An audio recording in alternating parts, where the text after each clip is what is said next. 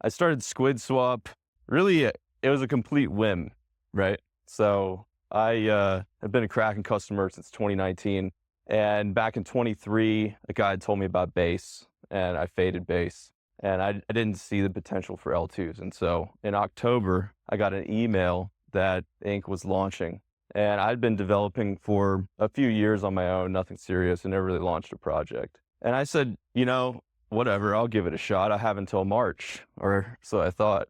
So I cloned UniV2 and threw a launchpad on it. So I'm just gonna run through kind of the story behind it and a little bit about me. And you guys have seen a demo of UniV2. So this isn't more of a technical demo. It's more just giving you guys a perspective of who we are and what we've done on Inc. So the mission statement that we have is all about fair launches. We've built in as many anti-rug measures as possible. We've tried to use innovative smart contracts, and as everything, trustless. No single way is lost to bad code. That's my standard of where I'm at. Obviously, everybody does this to make revenue, etc. But the key cornerstone of it all is that nobody that entrusts this platform with their ether loses a single way to bad code. So fair launch for everybody on our launch pad. When it runs, you get a 30-minute countdown. There's no insiders, there's no unfair advantages, there's real opportunities. Bundling is still an issue, obviously. We don't have a huge problem with that. We've tried to do a couple integrations to fight bots, but what ends up happening with that is that you still end up fighting real users. The built-in anti-rug measures, as soon as it launches, the liquidity is burned and the ownership is renounced. So it's essentially permissionless, trustless from the start. All of the unsold tokens go to the pool. So any tokens that aren't sold in the launch, if someone wants to buy, they have to buy from DEX. At this point in time, flawless smart contracts, not one way is lost to bad code. And then at the end as well, make DeFi just better. And I'll get to it as well, but the biggest takeaway that I've had from this week, I've never been able to speak to any other human being outside of this guy and another person that I work with about a single concept of not just crypto, but EVM. This is the first interaction I've ever had. And the knowledge that I've learned in the last 4 days is more than I've learned in 4 years. So what is DeFi? Obviously it's to make money, but at the end of the day, it's entertainment. Everybody has a choice of where they spend their screen time. And for people like us, people that are involved in this scene, people that find it interesting, people that want to chase a dream, or even just want to gamble, it's entertainment. At the core of this project, what it's been, anybody, any of you guys in here, I mean, even the person off the street with 2 weeks of training can clone a UniV2. The technology behind it isn't why I'm standing here.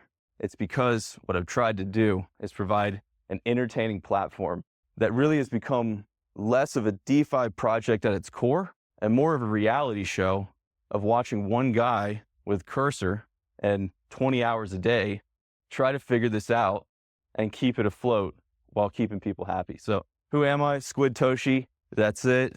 A pseudonym gifted to me from the community on maybe the third day of launch. And those were the real people, man. It was quite funny because when we launched, I was expecting Inc. to come out in March. So I had essentially a working demo. He called me up at probably 10:30 in the morning. I was getting my hair cut and he says, Ink's live, dude. I said, yeah, I know. The testnet's been live for weeks, man. He's like, no, the mainnet's live. And my whole thing was I wanted to launch day one. But in about 15 hours, I had a plane to catch to go to Georgia to see my family. And if I didn't get this done and out in that time, I knew if I was away from my workstation, I'd be 5 or 6 days late. So I worked pretty much through the night, got it out, and we immediately had a resounding success. So give you an idea of where I come from, right? I'm not a trained computer scientist. I've never worked at a dev shop. Before I started this, I knew I did WordPress.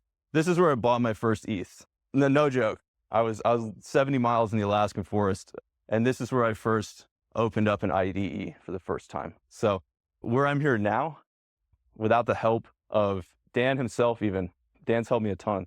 It's all been community that has pushed me and driven me forward. So key features of SquidSwap, like I said, it's a UniV2 fork, line for line, nothing changed. The fair launch launchpad, squid staking, so you can stake your squids.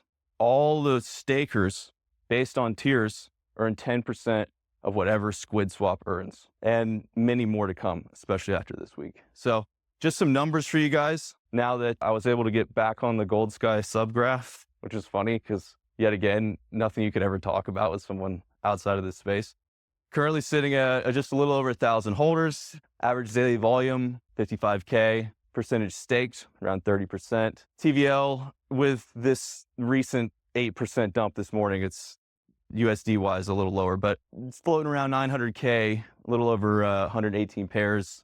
Total volume in USD from day one, $12,700,000 over 70 days. How it works? You swap. Swap your ETH to Squids. Super simple. Didn't even need to do a demo. You guys have seen swaps before. Stake. Once you have your bag, 15,000 minimum to stake, 1% total supply maximum. Stake 70, 30, or 90 days. Depending on your stake tier, you're going to get a bonus. Earn. Like I said, all the tax revenue that comes in to the swap, I have it go to a payments contract. That payments contract has slots that I can slot in. Makes it easy to pay people, protocols, etc. Because I have such a great community that stood by me through all of the things that we went through, not just ETH going down, not just rugs, not just other problems, but they've had my back this whole time. It's not your traditional DeFi staking. It is a staking contract coded, in Solidity mathematically, but the ETH that comes in, if I eat, the community eats. And then you ape. So you use that essentially free ETH that has come from staking to go and then buy the launches. When the launches happen, if something doesn't succeed, there's a one-to-one refund. So by pushing into the fair launch, if you see something you like, and at the end of the day, it doesn't make it. We had a really good one the other night, and I think he just had a high target, might relaunch, but now I can go back in and the 0.1 that I put in, I can take back out. And there's no fees on that. It's essentially riskless. Why Inc? Because being a first mover gives you all the advantages. Also, I just like Kraken, man. I don't think there's any other places, especially in Denver this week, that I could stand up here in a squid ski mask and talk about a Uni V2 and not be laughed out of the room. So we haven't gotten to the end. I still might be, but the concept is that in today's world, everything digital turns to slop, right?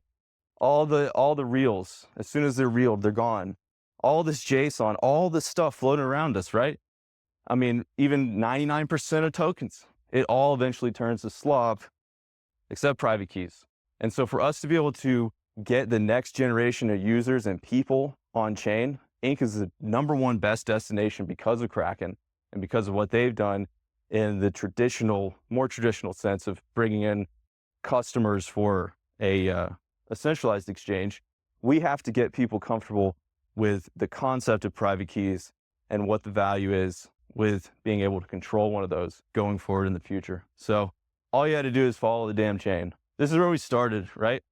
I have no design experience, zero, outside of, cloning WordPress templates. React, etc. wasn't really my specialty at all. So once the Solidity was tested and solid, also why a swap? A lot of people thought it was a tad ambitious, and it was, and it is. We still have a big challenge to remain relevant, but the biggest thing is that we didn't know what swaps or what routers were going to be on Inc from day one. And to be able to test the Launchpad contract that we had written, we needed to be able to have a router. So by the time I went through and forked the factory and the router and the multi-call and all that, the hard work was already done. It was essentially just putting a front end to the back end. So this is where we're at now. Yet again, still, and I don't think you're ever fully satisfied in this game, we still have a long way to go in terms of design. But where I'm at in that regard is I'm not a designer. I need to find a designer. I can do as much as I can, but we're really looking forward to being able to bring more people on so that the division of work is not set solely on just me. I have been able to bring on, if you guys met him, he was here, another team member, and he's helped tremendously and really stepped up when he saw what was happening on chain. So the problem is launching a token isn't hard anymore, or is it, right? Like Pump Fund and all these other launch pads, it's not hard. What ends up being hard is catching attention and also not having a bunch of really angry people from all of the other actors that can do things with your token. So our solution, launch on SquidSwap, one click, no fee to launch, just hold squids. Right now it's about $80 worth of squids tokens. So, and we keep that dynamic depending on market cap and demand. So as the demand rises for launches, we can increase the number of tokens held which then theoretically should increase upward momentum. All the tokens, 1 billion supply. As soon as the dev finalizes the sale, the LP tokens get burned permanently, and it's auto-renounced, and it goes to trade. In the first 2 hours after the completion of the sale, we have an anti-dump sell tax. And so that anti-dump sell tax, it really encourages holders to just let the project get off the ground. You guys know as well as anyone else, the first 10 minutes, the first hour, the first 2 hours is extremely crucial because people get antsy. People want to move around. They might have even seen another launch that's happened. So by setting a tax that starts at 30% and programmatically falls to 2% over 2 hours, it gives people the freedom to exit if they choose to do so, but they will pay a heavy tax. And when they pay that heavy tax, and that tax is liquidated to ETH and goes to the payments contract, portion of that will then go to the staking contract. So by staking, it's not insurance in a sense, but if there is some sort of bad actor who, dumps on everybody from bundled wallets at the post bond, there's still a little bit of, recourse. So yeah, justice. Yeah. So, and the buy taxes are always zero. I don't believe in buy taxes. Sell taxes fund how SquidSwap makes revenue. When I launched this as well, it was 99% of the Squids tokens to the pool with 1 ETH in the pool. I kept 1% for myself, as I think all devs should own at least 1% as a, you need some skin in the game, right? So after the launch of a SquidSwap launch, 1% of that tax goes to the dev, and then 1% goes to the swap. So for us, more launches, more volume, more revenue. That's where it becomes a social platform more so than just a strict launch pad. So tokens launched, tokens traded, and then profit if ETH never stops falling. So users launch the tokens, more volume, more revenue, happy stakers, happy holders. So what's the future for SquidSwap? I told the community, basically I was gonna rug the entire thing while I was standing up. No, I'm just kidding. Continue building, right? What you guys have done for me, I know there's prizes and all that. To me, the grand prize is just being able to stand up here and to have made connections with all of y'all. Like every single person that I've spoken to has given me some sort of value, direction, positive critique. And I'm truly, truly grateful for that. So this front end, it's quite funny. Like I told you, I'm not exactly a front end designer. It's a React 16 build from 2019. It's literally ancient. I say it's like an 89 Ford Ranger I'm trying to take to NASCAR. So upgrading the ancient front end to a modern build, which will allow us to also put in Kraken Wallet because it's so old. Any changes, it just breaks it immediately. So it's got us to this point. It's got us to where we need to go, but we have to go further. Get quality launches out. So I do a lot to try to encourage the community to launch tokens that are not just good, but great. And anyone who's interested, okay, cool. Yeah, sorry, yeah, no problem. So at the end, I just got offered to interview with Atrium Academy for Uni V4. And yeah, thanks. So.